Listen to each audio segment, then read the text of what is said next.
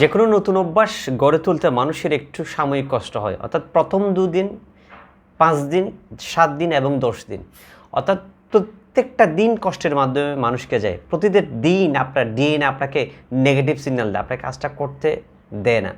আপনি মোবাইলে যখন অ্যালার্ম দেন, অ্যালার্মটা দিয়ে আপনি স্নুজ বাটনটা দিয়ে আবার শুয়ে পড়েন।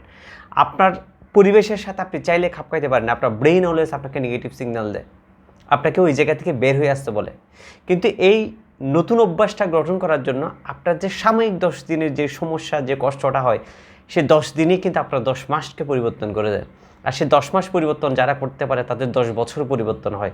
আর যারা 10 বছর পরিবর্তন করতে পারে তারা আজীবন না, যুগ যুগ ধরে যতদিন বেঁচে থাকে ততদিন নতুন অভ্যাসের পরিবর্তনের মাধ্যমে নিজের জীবনটাকে পরিবর্তন করে নেয়।